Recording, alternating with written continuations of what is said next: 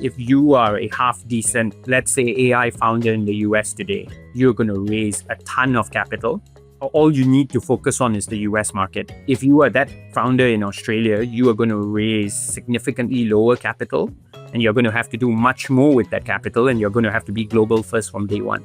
And there's something about having to do more with less, and there's something about having to have a global competitor sort of like peer set that you're going to need to benchmark yourself to, that I think goes, really sort of goes a long way. 100%. On one hand, I want everyone to know these things. And on the other hand, I'm kind of like, do we really want to share our secrets? Because this is... Are we editing this section out? Okay, 3, 2, 1. Hey, I'm Cheryl. I'm Maxine. This is First Check, part of Day One, the network dedicated to founders, operators, and investors. If you want to be a better early stage investor, this is the show for you. So TLDR, if you don't want to suck at investing, listen up.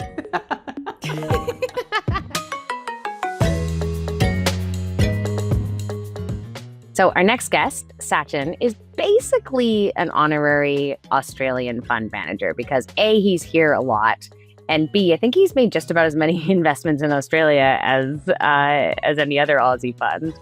Oh my God, I love that. I mean, we count it, right? Like if you're going to come down here and be active, like you might as well get the moniker. Yeah, exactly, right? But they were one of the first Singaporean funds to start investing in the region. So I think that's pretty cool.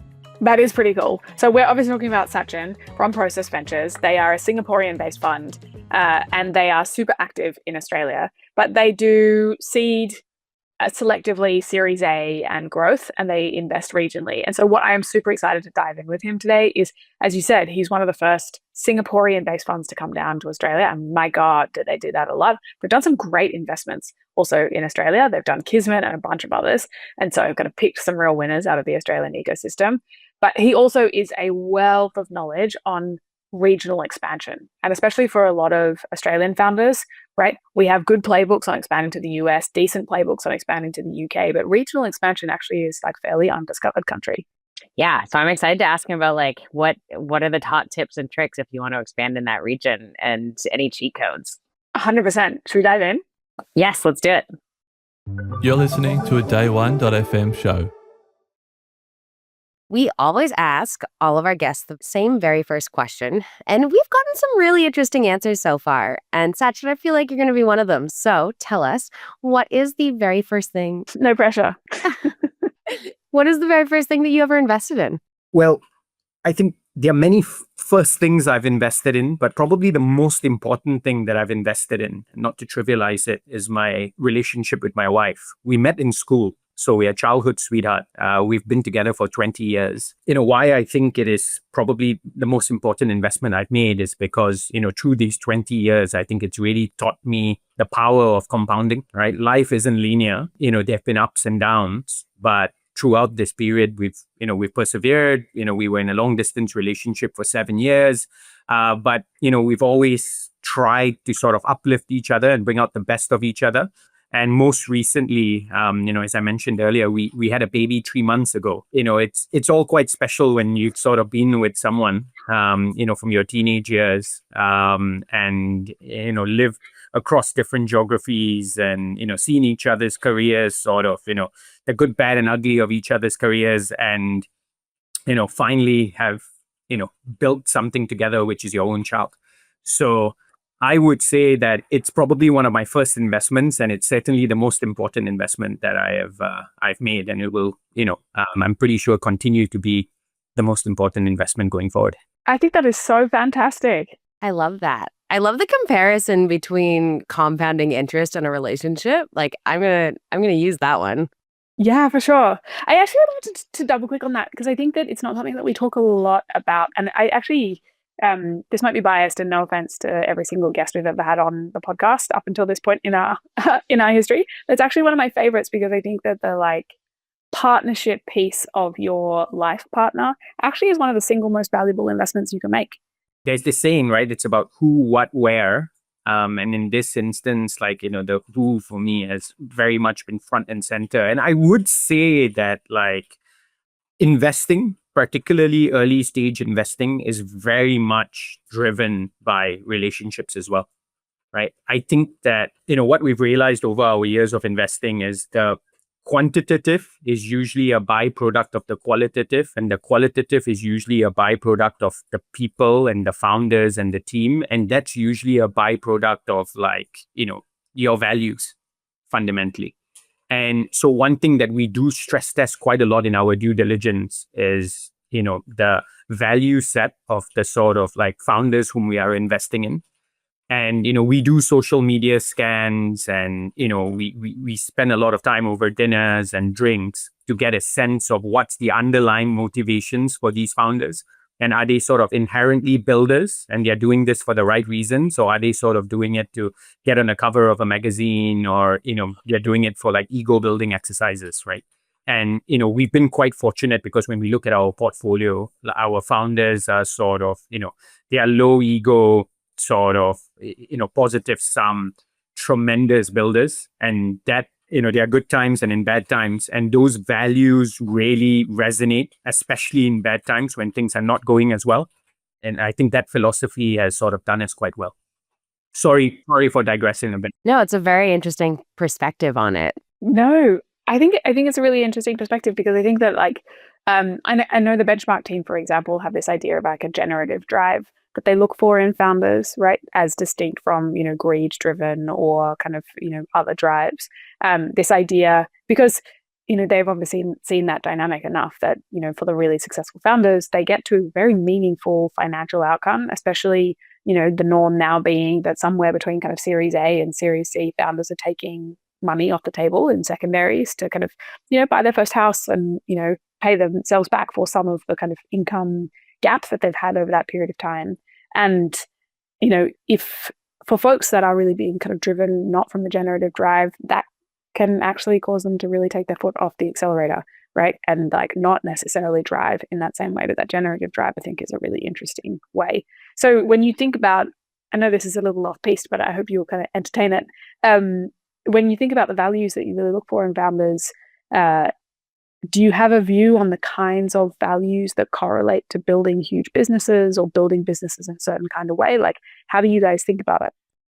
So, I think one trait that is quite interesting that we've seen with our winning founders is founders who demonstrate sort of like paradoxical traits. So founders that are both macro and micro, founders that have high conviction but are open to feedback, founders that are, sort of have got high confidence, but they also have humility.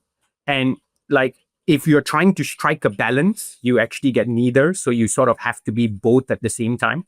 And I think that's really sort of resonated with, some of our winning founders. The other thing is when we typically look at founding teams is we ask, okay, like who is commercial, who is operational, who is technical, and sometimes one that's quite easily overlooked is like who is the capital allocator.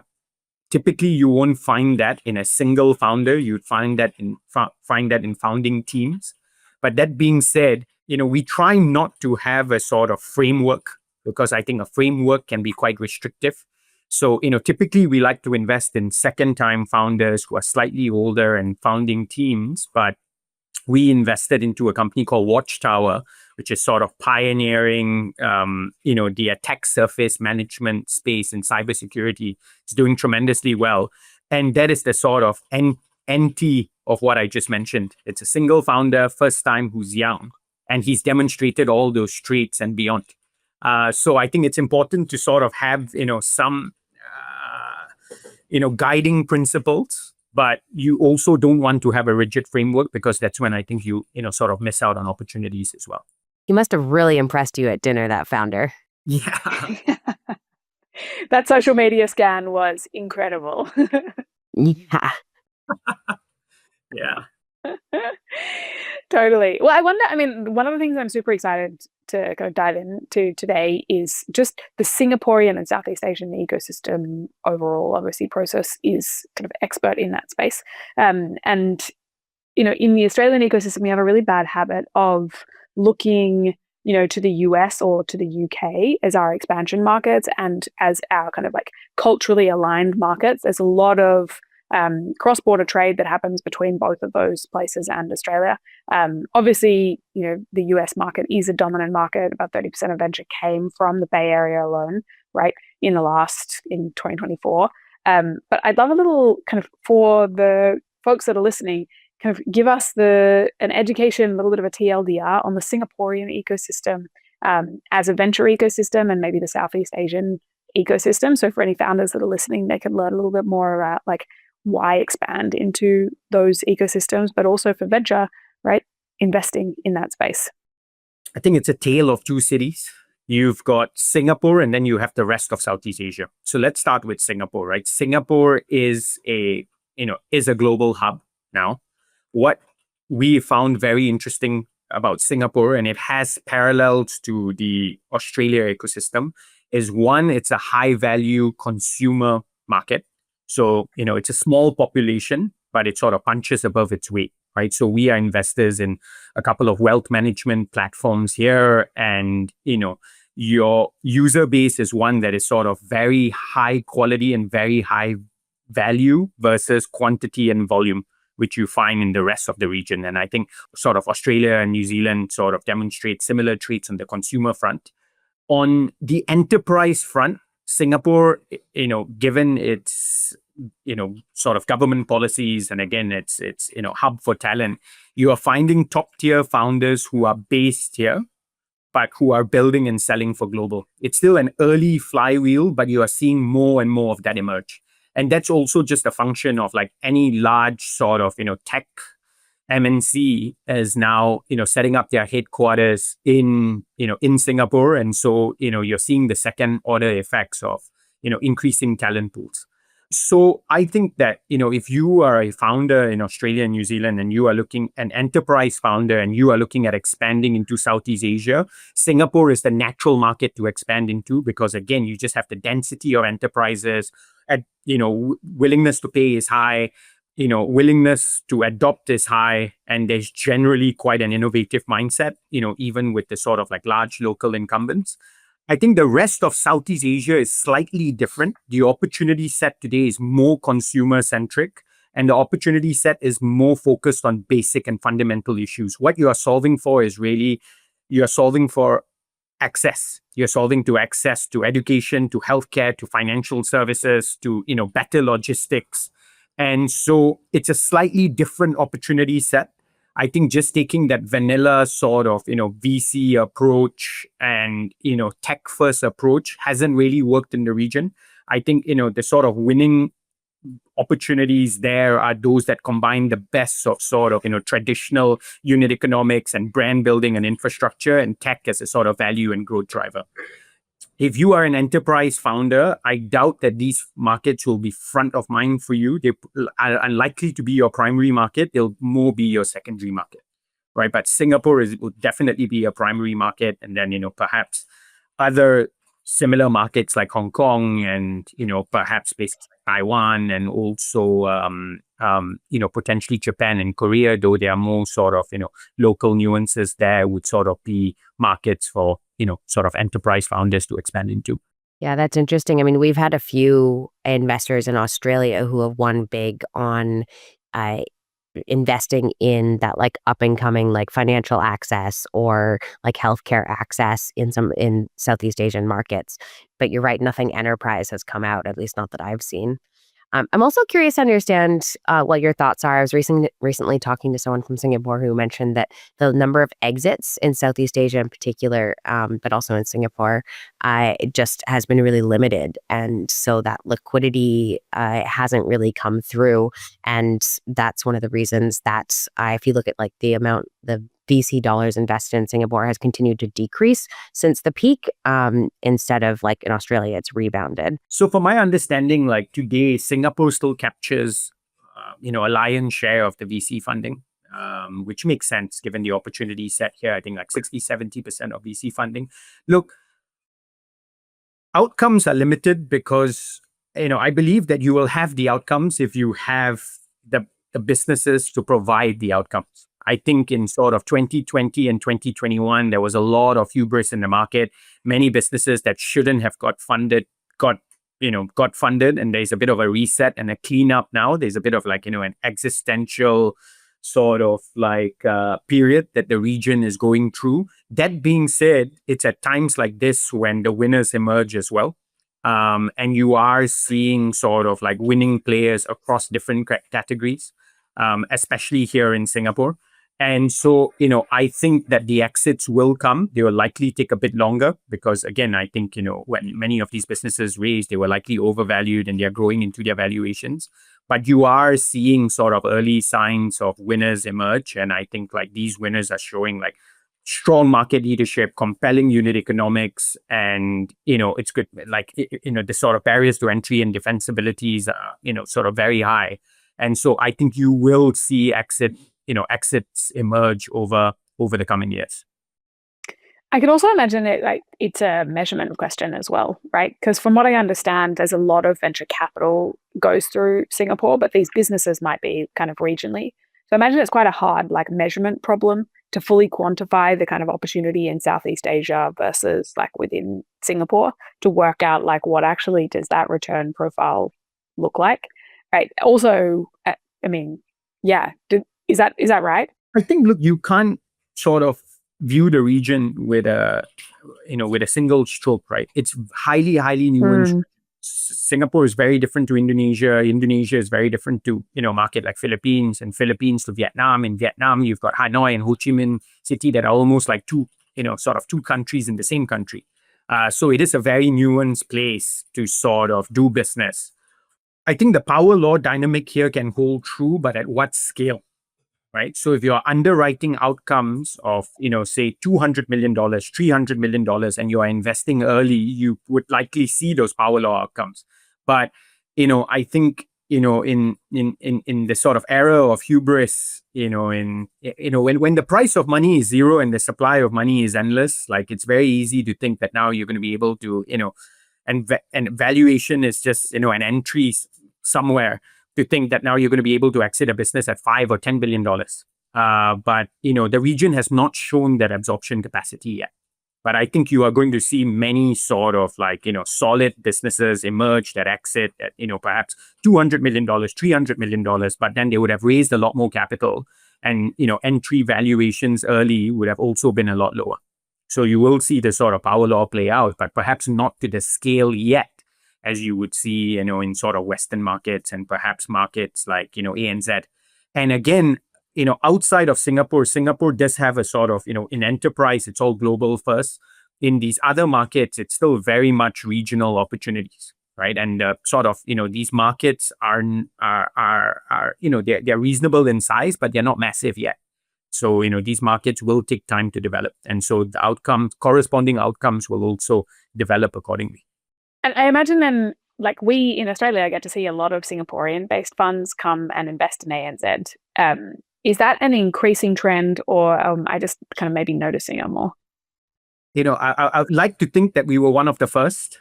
And so we started making a big push into the market, in fact, in 2022. And 2022 is when the tech markets went for a bit of a toss. And a lot of capital had been zapped out of the market. And we were making an aggressive push into the market. And I think, from a market timing standpoint, we were sort of very fortunate because, look, ANZ isn't a particularly easy market to crack as well. We would like to believe that we were sort of, able to get into some of these, incredible businesses, right? Like Niera and Constantinople sort of early, sort of see these companies scale into, sort of, local and global champions. And so I think, yes, given the sort of limited opportunity set here, you are seeing sort of, regional funds looking at, other markets that could present interesting opportunities, especially for those funds where their mandates allow it. Any funds don't have the mandate to do it. But for the more global funds that have a presence here, they're definitely looking at doing more in ANZ. And for you, was there any type of like trigger, like back in 2022, where you just looking over at Australia, be like, hey, I'd love to go visit there. They've got some nice beaches. Maybe we'll make some investments. Or was there a trigger where you're like, oh, actually, there's some great companies there? So it's a good question. And maybe I'll just provide some historical context, right? When we started the team here in 2021, our mandate was very much the Prosus DNA. What was the Prosus DNA? Invest in B2C and emerging markets. So that's what that's what I was hired to do. So, we focused on markets like Indonesia, looked at markets in the Philippines and in Vietnam. And we made a couple of small bets. I think the first strategic decision we made was, look, in India, we were writing checks of 100 to 150 million. And we said, look, we're going to write checks of an order of magnitude lower over here, right? Of, $5 to $15 million. Which in hindsight, we are very thankful we did, because, we probably wouldn't be having this discussion if I was writing checks of 100 to 150 million in 2021. We would very quickly realize that while there were some compelling opportunities in B2C in broader Southeast Asia, there was a lot of noise and there was a lot of hubris. And again, the viability of these business models were just not there. So we said, look, where are there pockets of opportunities that are being sort of like overlooked today? That's when we started doing more in Singapore, where we were like, hey, we like certain business models in, say, Indonesia, but you're seeing similar ones play out here. And, say in the consumer space, that, seem to, again, be more focused on the higher value segment and to be, a lot more accretive. And so we made a couple of bets there. And then we also tapped into this early B2B flywheel. And, mind you, most investors in this part of the world are more B2C investors versus B2B investors. And that's when we sort of, dived into the world of B2B enterprise investing, if you want to call it that. And quite coincidentally, we inherited an asset in Australia, a crypto asset called Immutable X, which was invested in by a colleague of ours who left to set up our own crypto fund. And so we inherited that, and we were spending more time on B2B enterprise, global first opportunities as a category. And the more time we were spending in Australia and the more we looked under the hood, the more we realized, holy smokes, I mean, this is a market that significantly punches above its weight, right? You've had Canva, Atlassian. Hell yeah, we do. It's a highly efficient market. You've got like incredibly deep talent pools, and you've got like founders who think for themselves and are not afraid of solving for sort of like large, hairy, audacious problems, right? You're not just looking at building the next horizontal sort of, sort of solution and winning on distribution, but you're actually looking at solving sort of tough problems and winning on product. Serving niche segments. They are niche because they're not niche because they are small. They are niche because they are underserved, right? But, you look at the electric utility space or financial services or the critical infrastructure space or commercial real estate. I mean, these are segments that make up something like 50% of global GDP. But they are highly, highly underserved today. But these are segments that are sort of hard to build, hard to sell. But once you do, the path to sort of, market leadership and global domination becomes, sort of very exciting. And that's when that was the sort of trigger for us to do more in Australia. And there's been sort of no looking back since, because our portfolio today is 40% plus ANZ, 30% plus Singapore, and then the rest of it is the rest of Southeast Asia. I had a moment. It's so interesting that you're like talking about that like aha, holy smokes moment. Like there's something really interesting going on here. You would have thought that I had this moment significantly earlier, but I had a version of this moment this week, which was I was kind of looking through some data and looking at the number of unicorns or companies that have been valued over 100 million, 250 million, a billion and 10 billion within the Australian ecosystem and how that's grown over time. And I realized there has been 190,000 people that have worked for those companies, right? That's both domestically and globally. And I think about the number of early stage, but also growth stage funds that are allocating to that group. And it is not that many, right? 190,000 people that are coming through. That's over the last 10 to 12 years. So that's the like stock of potential people that might be building companies that have been, kind of seen greatness at some of these companies. And there's, like if you squint and pray, there's maybe 100 funds in Australia. So it's huge. Like one interesting point is, look, I think if you are a half decent, let's say AI founder in the US today, you're going to raise a ton of capital and you just need to all you need to focus on is the US market. If you are that founder in Australia, you are going to raise significantly lower capital, and you're going to have to do much more with that capital, and you're going to have to be global first from day one. And there's something about having to do more with less, and there's something about having to have a global competitor sort of like peer set that you're going to need to benchmark yourself to, that I think goes, really sort of goes a long way. 100%. On one hand, I want everyone to know these things. And on the other hand, I'm kind of like, do we really want to share our secrets? Because this is... Are we editing this section out? Like, we know what we have. We know we've got great deal flow here. We know we've got great opportunities here. And it's great when, it's almost seems like sometimes we talk to overseas investors like yourself, and they almost recognize it better than we do sometimes.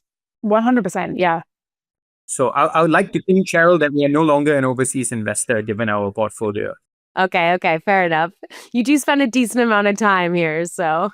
Yeah, no, agree. 100%. I mean, your stats say that you are dominant ANZ, right? 40%. Yeah. So you could be an honorary Australian fund. We just won't look at domicile of the fund. I think so. I think it's an interesting thing, though, that you kind of realize this in 2022, because I think domestically, the kind of folks that are allocating to early stage, and you guys do Series A, Series B, right? And so like the Series A portion I'm counting as early stage, and the Series B portion I'm counting as growth stage. But the kind of Series A portion, right, early stage has gone backwards over that period of time in the Australian ecosystem. While you've been ramping up, we domestically have been ramping backwards, which is not great for us. Which, to be clear, we know is not the right strategy. Oh, yeah. I think what's been interesting for us, at least, is we found that seed is very well served. And then as soon as a deal becomes obvious, it's also very well served. And all the large, sort of like growth players and US tier 1 VC funds are all over it. We've sort of typically invested a stage or so before it becomes obvious, where you are sort of, not taking market risk, you're not taking product risk, but you're probably underlying perhaps some go-to-market risk. Like take Niera, for example, when we invested into them, US was still a relatively small proportion of revenue. And now, US is, like majority of their revenue, and they've cracked that market tremendously well. When we invested into Constantinople, the question there was, are they going to be able to win, a migration deal? And now they've won some pretty large, migration deals over the past year. And Kismet was another where it's sort of healthcare, buy and build, and M&A sounds sexy, but executing it is tremendously hard. When we invested, well, it was close to pre-revenue, right? It was a bet and mark in the team. And today, I mean, it's probably end the year close to tens of millions of ARR, right? So I think they're one of our best ones. Yeah. So that's the sort of that's where we've sort of played, where we're trying to invest again before it becomes obvious, but where certain elements of the business is sort of de-risked. Super interesting. So then do you, you're looking at Australia saying well, we have to be global from day one, and that's absolutely true. Is there an aspect of companies that you're looking for, companies that are expanding to Singapore at all? And if so, do you help them do that? Is that a requirement, or you're like, nah, we just want them to go global, just like Singaporean companies? So look, I think the other interesting point is there are two entry points. One is when, the business is still primarily a domestic play. The other is when the business, has already some global traction. Take Kismet, for example. This could be like a multi-$100 million ARR business just in Australia alone. We are typically looking for global first businesses. Constantinople could also become a $100 million ARR business just focused on the ANZ market.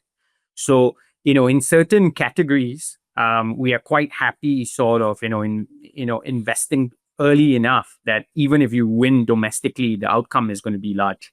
We don't have any sort of requisite that these companies need to expand into Singapore, because again, Prosus is a global organization, right? We've got guys sitting in, our headquarters is in Europe. We've got, guys sitting in Latin America, in the US, in in MENA, in India, and in this part of the world. So, our footprint is sort of truly global. And if companies are looking at expanding, then, we typically try and leverage our ecosystem to help these companies expand into the markets that they need to. Yeah, into any markets. You're more like an Australian fund with offices in other areas as well. Yes, Just happen to have one in Singapore. exactly. I love it. I love it. We're rebranding as an Australian fund. Thank you. You can be number 101. Yeah. It's just wild that we don't have that many. I think we've got about 130 now, Maxine. You're selling us short here. Oh yeah, I'm off by 30%. That's on a small base. That is quite a substantial amount.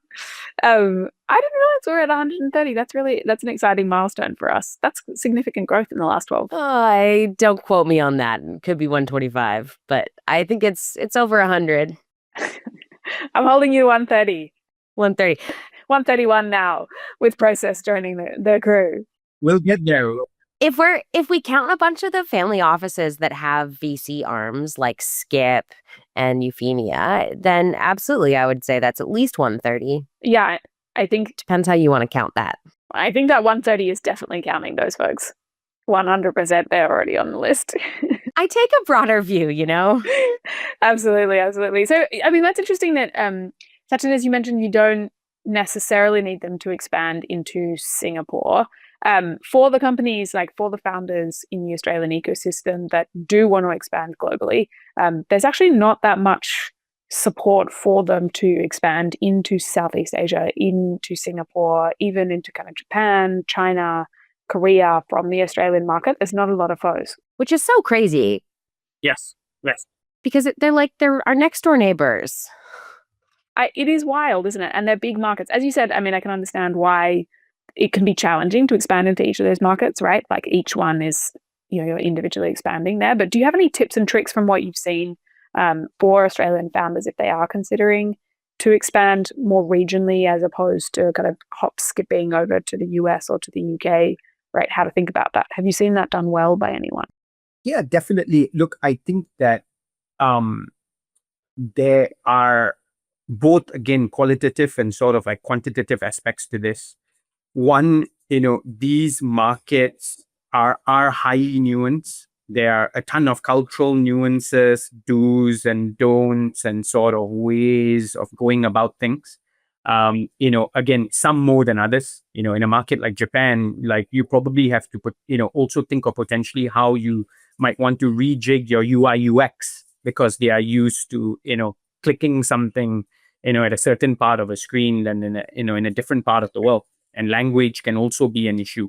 And then like where we help, for example, which we have found quite high impact is like, how can we plug you in with local advisors and sort of like local partners that can help you sort of navigate and get you to the decision makers that you need to be selling to, right? And I think having like a lot of clarity on your ICP and who you are selling to is key.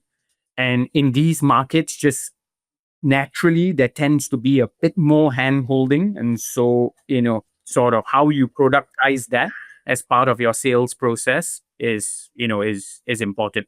And again, I think like someone may say yes when you're actually saying no. It goes back to some of the cultural nuances. And like, this is where we sort of try and help, right? We try and sort of streamline as much as the cultural nuances as possible, and then sort of, provide access, whether it's with partners or whether it's directly or sort of through advisors, and, again, be very clear about ICPs, who we are selling to within organizations, because it may seem like you're selling to a decision maker, but the decision maker is actually someone else. And that's sort of where we, try and be helpful.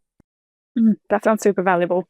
Because I know it's a topic that a lot of founders, it seems like so much kind of detail and stuff that, is culturally really important to get to market in those markets, but a lot of context to get across. So that sounds like a really valuable support. Local context, I think, that is required in these markets. Super interesting. Yeah.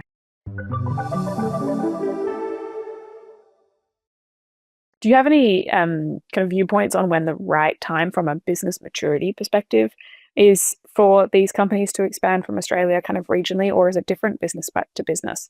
right? Like, is it around Series A, or do they need to get to a certain level of scale and a certain level of like profitability and funding before it's right to start to chase some of these expansion markets?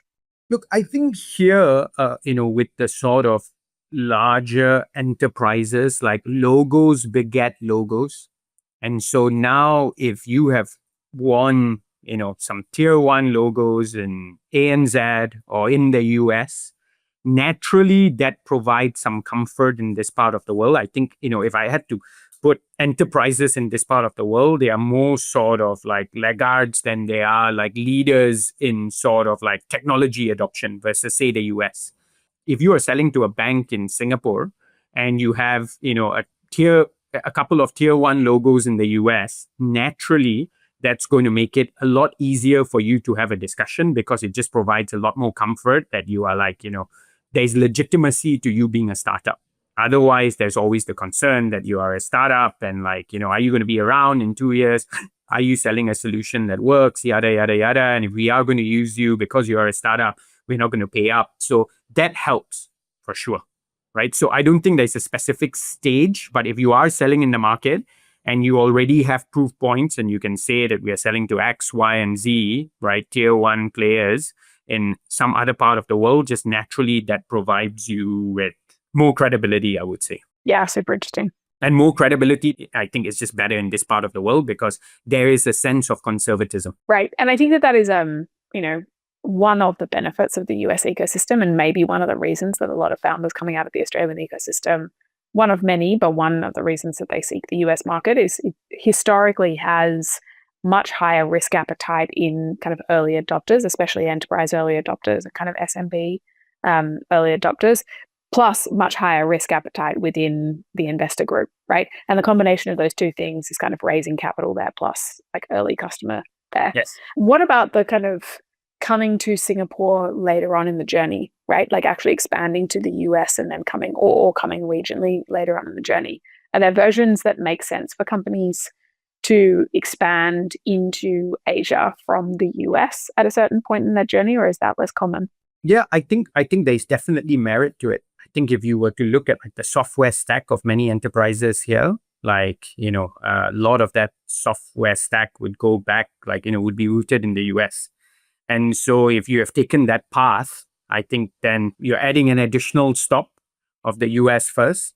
But I think it's quite a natural path. Yeah.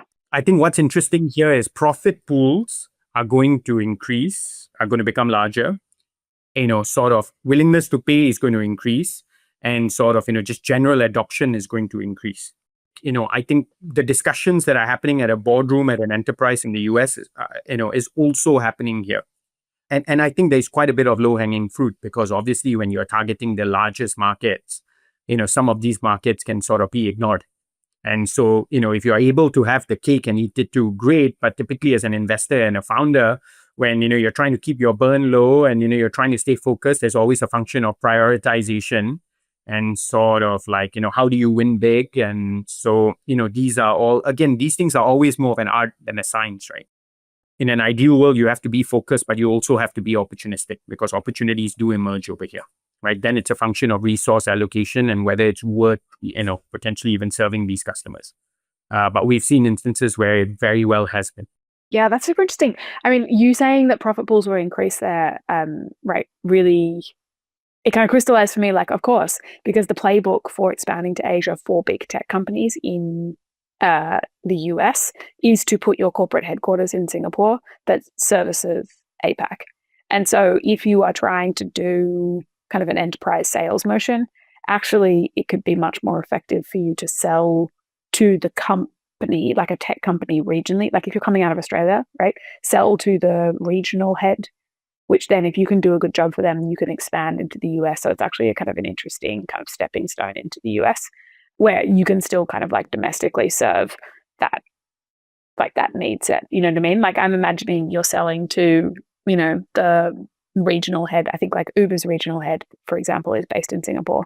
And if you want, Uber to start using your product, but it's a product that's specifically for Australia today, you can actually sell to Uber based in Singapore, right? add value there and then kind of expand with that customer into the US. We've definitely seen some of that happen. Yeah, interesting. Yeah, we've definitely seen some. Yeah, I wonder if that will start to be an emerging playbook for expansion into the US, right? I mean, if it's a cheat code, I'll take that. Yeah, Yeah. right. You heard it here first. And I think we've seen that with some of our partner companies in Australia, where they've sold into like their regional head in Australia.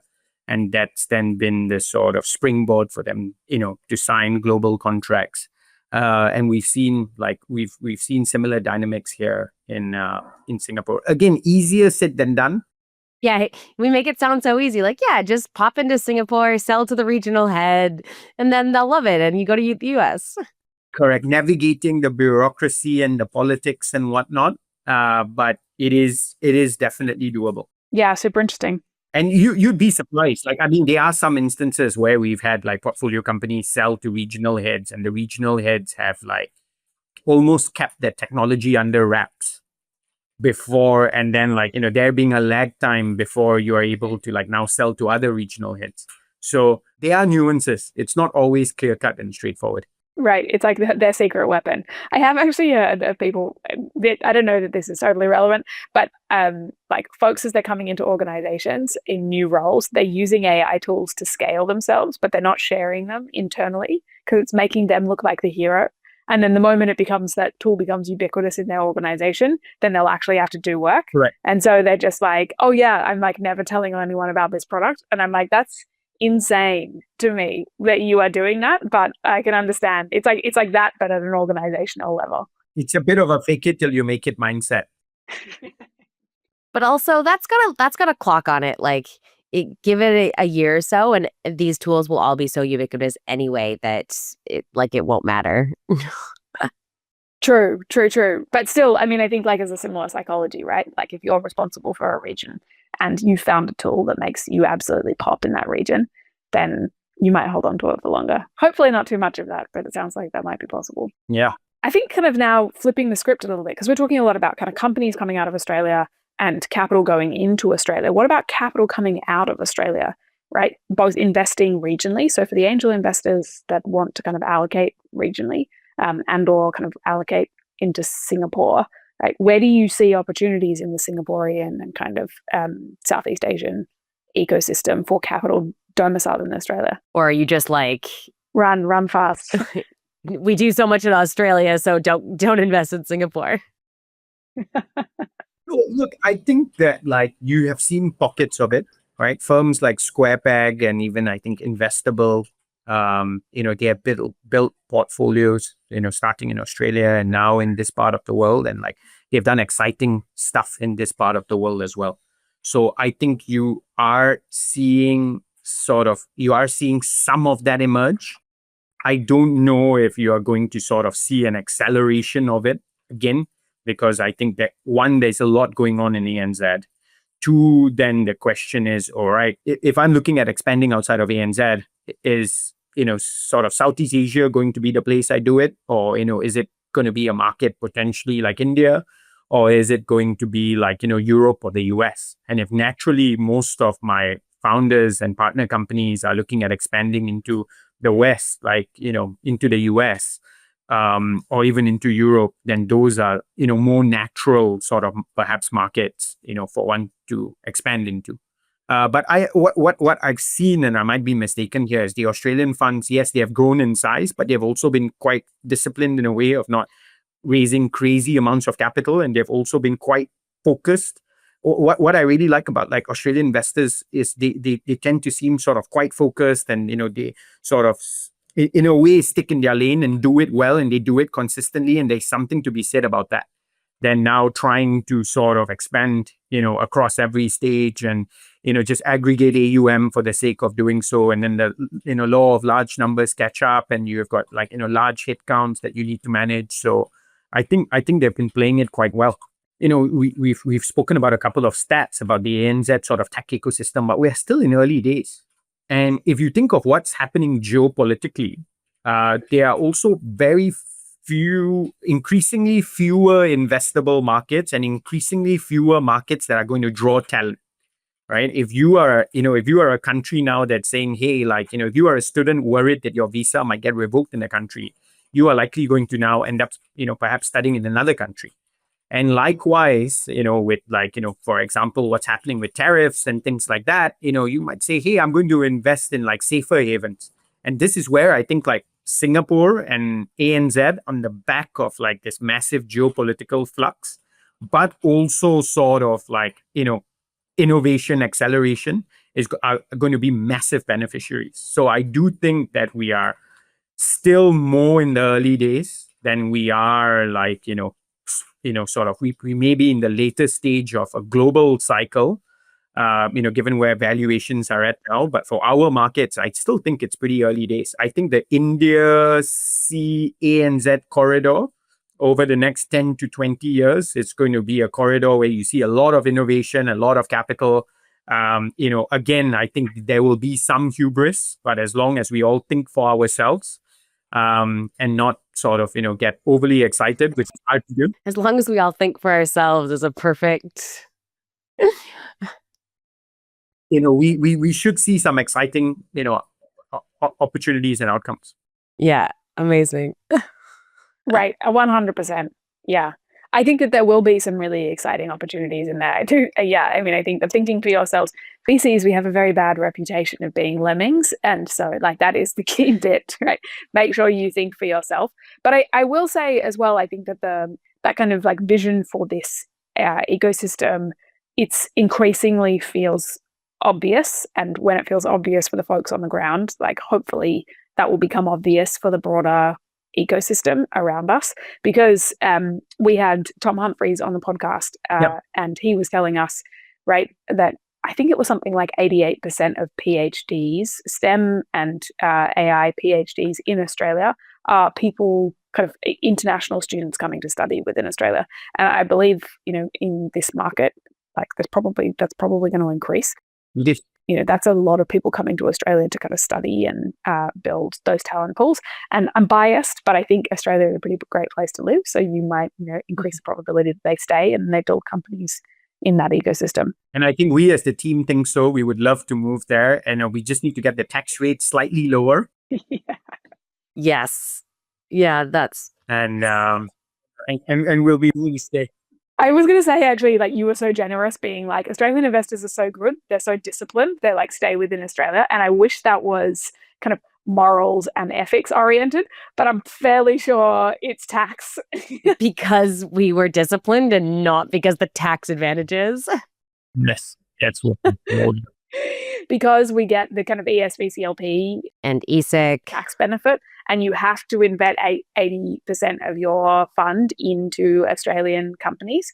And so I do think that there's a very kind of real question of like, it is so material to break out of the ESVCLP program that you really have to be so sure that you can win the very, very, very best deals in the markets that aren't yours. Absolutely. For you to justify stepping out of that market. And I just don't think we've got to conviction to it on it yet. You guys will lead the way. It would be better to have a balance. But you could come here and start an ESVCLP and then, then you would have tax advantages too. Yeah. Do a stapled one. You would. One thing we didn't touch on, which I think is maybe worth touching on before we get to the end here, is I think a lot of fund managers in Australia tend to look at Singapore high net worth investors and go, oh, if I could just get some Singaporean money into my fund. What's your take on that? And is that something that is realistic? What do high net worth family office investors in Singapore look for? Look, I think, again, there are like two extremes here. I think you have the sort of like macro stats of how many family offices and stuff there are in Singapore. How many of them are truly active, I think, is a fraction of it. And, I think there has been like, quite a bit of unproductive capital that has been parked in Singapore, but hasn't really been deployed. In that segment that is productive, I think that there is innovation is definitely front of mind. And I think where sometimes some of these high net worths or family offices sort of lack is, they sort of lack access and perhaps lack some know-how. Because, sort of tech may not be their staple, right? They typically come from more traditional businesses and lack access again, given that reason, right? So I think there are definitely some pools and pockets to sort of, to tap into for sure. But again, I think it's one that requires, it's a bit more of an art than a science. And if you are just now going and speaking to every family office, you're going to have hundreds of conversations and you're probably going to end up nowhere. So, it definitely requires, again, a little bit of like understanding of the local know-how and, ensuring that you are sort of speaking to the people you should be speaking to. I think that's great advice. Like all good family offices, right? Yeah, good to know.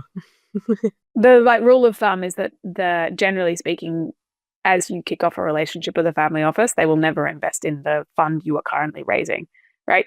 And I'll said another way, these are long-term relationships and, making sure that you're not just parachuting into Singapore. Hi, everyone. I have arrived. Who wants to invest in my fund? And now I'm leaving. Sign on the dotted line. Yeah. Yeah, it comes back to the first thing we talked about, relationship building. Relationship building in this part of the world, it's a very touchy-feely market. It does. It's a very touchy-feely market. I would say Southeast Asia is disproportionately sort of like the overlap between the personal and the professional is quite large. I think in markets like the US, it's probably at the other extreme, but where it can be almost too transactional. We sometimes speak with some of our US peers and for their assets that aren't doing well, there's no sentimental value and kind of just cut off, right? And again, I think it's very transactional. What we've liked about Australia is we think it's a sort of the overlap is probably optimum at the moment. And so, relationship building matters. It goes a long way, but, there's sort of like, it doesn't shroud the sort of professional side of things as well. Amazing. I feel like I have 100 more questions about Singapore, but you have already been so generous with your time and started to kind of educate us. At least has given us some bite-sized chunks on about the Singaporean market, the Southeast Asian market, how folks are thinking about the venture ecosystem there. So we'd love to ask you the question that we ask everyone that comes on this podcast, which is, what is your biggest big cojones moment, a moment that you felt super brave? Yeah. So, this was something I thought through. I was slightly depressed that I couldn't think of something incredibly brave. Maybe I need to, sort of go, for a skydive or something. But perhaps this is not something that's really brave. But one thing that I have always thought of as an investor is, especially in early stage investing, I think it's slightly later in the later stage investing and in the public markets and whatnot, is can you truly be a good investor if you haven't been an operator? And I think when you're an investor, it's like going for a theater show and you have watched the show, but you have no idea what's happened before it and what's happened sort of like after it, what's happened behind the scenes, what happened in the morning when the lights didn't work and the audio system was malfunctioning. So, without going into a rabbit hole, I've, over the past few years had the opportunity to sort of be involved in the venture building of a grab and go sort of tech-enabled coffee chain in the Philippines called Pickup Coffee with like one of my best friends, Diego, who's like an incredible founder, like one of the best founders in the region. And also another a chain in Malaysia called Kopiku, which I, venture built with my brother, who's also a sort of prolific Malaysian entrepreneur, who's running it. And I think that has been my single biggest leap of learnings as an investor, because I've been able to sort of see front and center how difficult it is to build a business. And if you just sit there as an investor and you expect your monthly financials to come and you call the founder and you say, hey, why is it this month that revenue only grew by 8%? You said it was going to grow by 9.2%. Like, that's not investing. And like even opening a bank account in Singapore, right? Just like a corporate bank account in Singapore for a startup is so incredibly hard. Like, I just have so much empathy. I've heard this for the last 10 years, though, and I don't understand why it's still hard. Like, surely they'd fix this by now. Someone build a product for this. I don't understand. It's just so hard. right? And then building a team and just even the most basic mundane stuff that you would take for granted can just be, so incredibly difficult, and how the problem set evolves and how you have to play, like you're playing 4-dimensional chess, right, at all times. And I just have a much deeper appreciation for how difficult it is to build companies, and a much deeper appreciation again that life isn't linear, and it's sort of like, it sort of looks like this. And, what you're betting for is that it continues moving to the right. I would say that this has been sort of like a big moment in my investing career, because, it has truly unlocked some perspectives that I don't think, my day-to-day would have unlocked otherwise. 100%. Plus 1,000 to how hard building businesses are. Right? The number of times kind of you spend time with investors that are building for their first time, and they're like, oh my God, this is so hard. And the founders are like, yeah. Yeah. It's actually one of the reasons why we ask this question, right? Because building takes bravery. It at its most fundamental core, right? Building takes bravery because it's really hard. In some circumstances, it's low probability of success, and you have to stare into that abyss and build anyway. And then you somehow do it anyway. Yes. Yeah, then you just have to do it anyway, and it requires bravery. It's like being told, like, you're probably going to die if you jump off this cliff. And then you're like, cool, I'm going to do that. Yeah. That feels like a great idea. Correct. Absolutely. And again, you're sort of in the early days, your existence is sort of at risk, like daily. Yeah. Have all these sort of fires to put out and curveballs, and your ability to sort of, again, stay calm and act decisively is sort of like key. Because if you're not cut out that way, you'll just panic, you'll just have a panic, like you'll be having daily panic attacks. Yeah, I would say that's sort of been a big moment over the past few years. And it's been like extremely, extremely accretive, I think, in sort of like my investing journey. 100%. Yeah. Love that. That's a great answer. I love it. Thank you so much for giving us this education on the Singaporean ecosystem. And I'm so excited to officially welcome you as an Australian fund as a result of this podcast. Welcome to Australia. Your plant will be available upon your next entry to Australia. Nice. And guys, you are doing such fantastic work in the ecosystem, and it's because of folks like you that I think ANZ continues to punch above its weight. So thank you for doing what you're doing, and thank you for having me on this. It's a great privilege, and I look forward to us finding ways to work together. Amazing. Thank you so much.